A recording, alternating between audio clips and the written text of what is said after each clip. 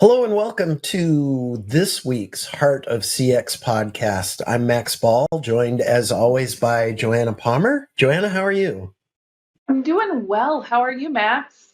I'm doing really well, and I really am looking forward to the conversation we're about to have. We've been talking a little about labor and not the birth of children, but the bodies to do work. And there's, both of us had some kind of interesting things around in general where we're seeing some labor shortages and some issues. And both of us are now seeing that really start to hit the contact center. So we thought we'd talk about that and a little bit of things that can be done to help. Yeah, definitely. Definitely. So I'll start just based on some observations I've seen locally where I am. So I'm in Missouri, you're in California. I'm sure there's some similarities and some differences as well. So I went out to a restaurant here recently in the last month or so, and it was really interesting. I felt for the individuals working. It's the bare bones staff in terms of just a few people. And I don't know about where you live, but there are times that restaurants even have to close because they don't have the staff to work.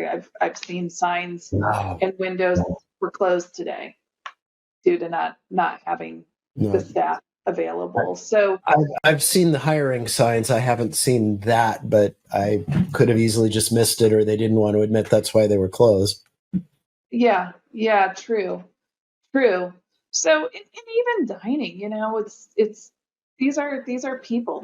They've got feelings. They're trying the best that they can, and it's really interesting. I usually take a moment to just talk to them, see how they're doing, to recognize that, hey, it looks like you are running your tail off, and are you the only one working all of this area? At which point, they open up a bit and they talk about how many hours they're putting in just to help out, to do what's needed by these companies who are absolutely dependent on this hourly labor to serve food, to run food, to make sure that they provide that best customer experience.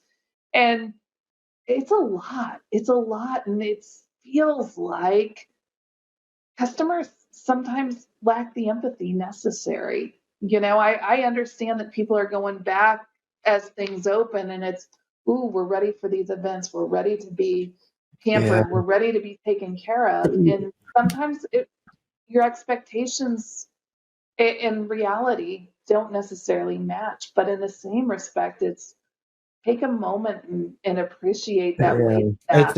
it's hard because we've all been waiting so long, and I'm sure there's a lot of sense of entitlement of I'm going to have the best dining experience ever because I haven't for 18 months or whatever it is. Yes, yes. And I overheard a very similar conversation to that with this waiter, and I felt awful. This individual pulls him aside and she had a tick list, it seemed like a checklist of all of the things that went wrong during her dining experience, that she had to ask for refills rather than him proactively noticing that she needed refills. And hey, there's many different jobs you could go out there and get. If you're not happy, go find a different job. And I think that completely misses the point.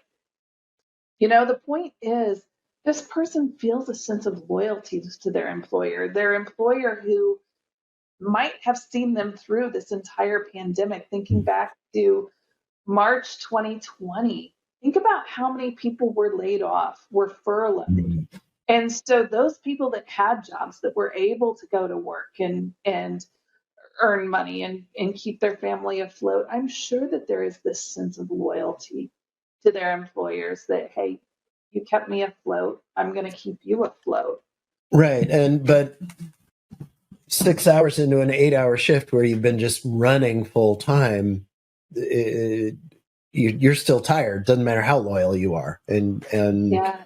you just if when you're understaffed, you can't cover everything like that. Interesting, different industry. I think a much more painful impact. There was a story locally here about the Port of Oakland, and they have, the the ships are coming in, everything was messed up for a long time around COVID. And now demand is through the roof and ships are coming in, and combination of high demand and a lot of people got laid off, and a lot of those people found other work. So now they're not able to just hire back. And so they're short staffed, both people who unpack the ships or unload the ships, whatever the right term is, and the drivers who take the stuff away. So what's happening right now is ships are coming in. Historically, the berth was pretty much available to a ship when they came in. That's not happening anymore. And But there are the birth. So yeah, what the so the ships are all the berths for the ships are all full, and then there's a series of, I'll call them parking spaces because I don't know the right term, around the bay itself where the ships go. Those are all filled.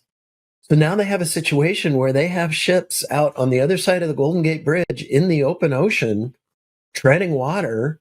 The crew is all stuck on the ship. They got to pay for the crew. They got to pay for the fuel because they got to run it because they're out there and they're like floating for days before they can get into the bay and then get to the point where they can get unloaded. and So, just think about how this issue perpetuates itself. So you've right, got that crew sitting idle there because of this backup, and they're right. not able to continue on with their journey to deliver more goods. And so this isn't just necessarily a labor issue, but could be a supply chain Yeah, issue as this a well. lot of this is supply chain, and as the supply chain sorts itself back out, everybody got surprised with how much came how quickly, and now there's a labor shortage as a Yeah, result. I don't think it's a permanent thing, but it's a huge painful thing right now. it is. It is. And as we think about this and look at this, I mean, you can see it. We've given two examples: the restaurant industry, as well as the shipment there in the Bay Area. Very different, but root cause is the same. Yeah. It's difficult to find Well, hourly employees, and so what what we're seeing. Go ahead, Max. I just said, what about in the contact center? Have you Yeah, talked to people there? What are you seeing there? I have talked to people there that are seeing that same issue. So thinking about as we head into holiday season for retail, and as we're starting to see demand increase even more, it is difficult to find agents. It's difficult to fill those open spots. And so we've got to be creative in how we can solve for this. And I think, some of those conversations we've had historically, Max, about AI, about the IVR, about self service really are that much more relevant more now more than ever. Not because we're talking about cost cutting, but because we don't have the human capital. Going back to our conversation with, I think it was Nancy Jameson, who talked about digital agents and leveraging bots and your digital chat bots as part of your entire agent pool. I think that is more relevant today than it ever has been. That we're out of human capital, it feels like. And so, how Yeah. do you provide a better customer experience without these Well, high wait times? and that's a challenge. It's kind of interesting. We're talking now in July about getting ready for Christmas, and it may already be too late to do a good chatbot deployment or to do a good self-service IVR because those don't happen overnight. There's going to be some No, time to set that up. It's possible now.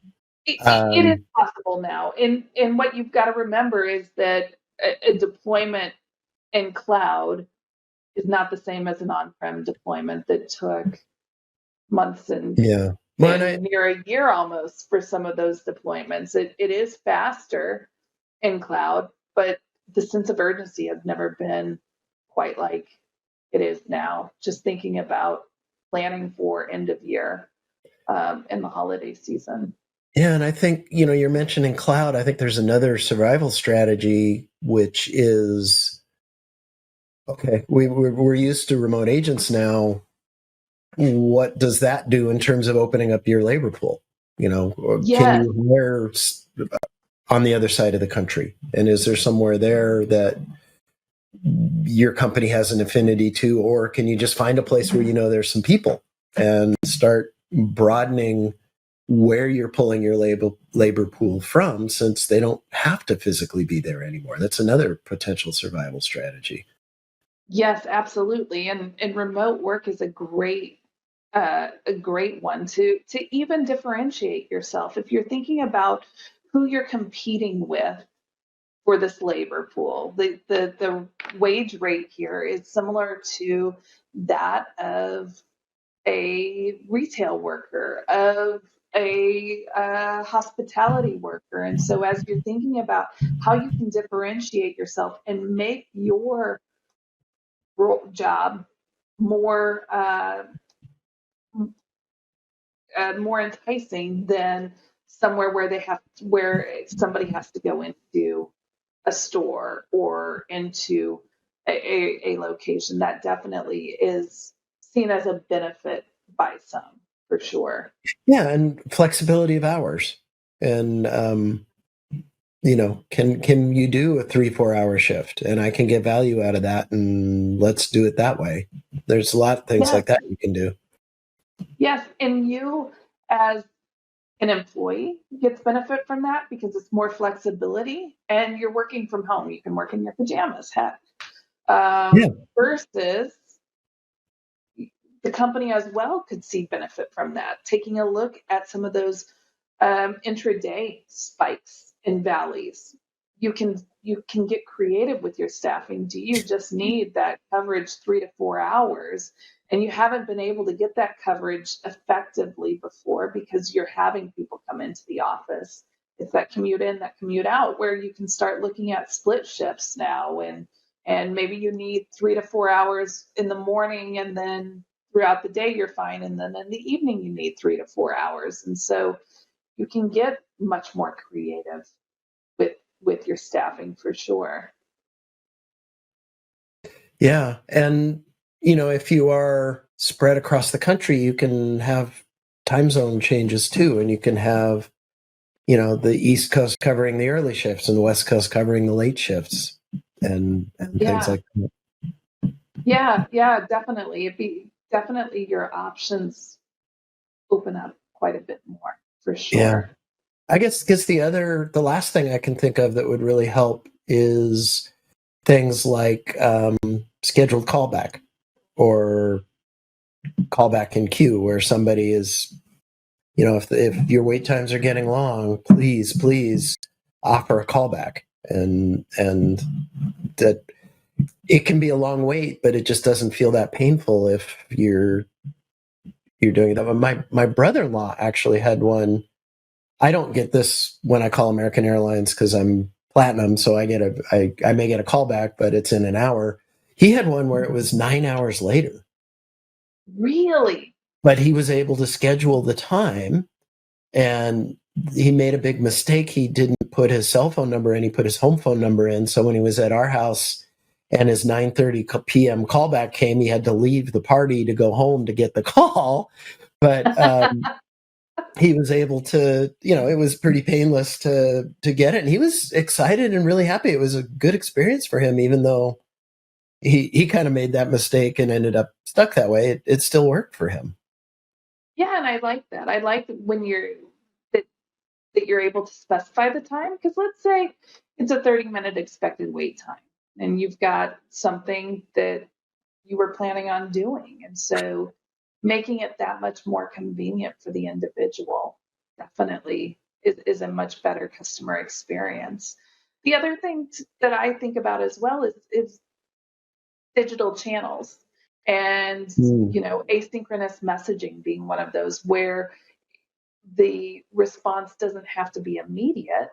It can be more delayed, and there is more acceptance to be able to take that message and respond to it a little bit more delayed. In addition, you can work more than one contact at a time, which increases overall effectiveness and efficiency. There you go. All right. Well, I think we've solved the labor shortage issue. Wow, Matt. Okay, maybe not. I Maybe feel not. like we gave some ideas for sure. Yes, that. Ways to address it. I feel like we haven't solved world hunger or the labor shortage issue altogether. All right, fair enough. I think you're right. But hopefully this was helpful for folks. And you want to do it again next week? Yeah, let's do it again next week. Maybe a different topic. Hey. Yeah, there you go. All right. Thanks, All right. Joanna. Talk Thank to you you. soon. Talk to you next week. Thanks. Bye. Bye.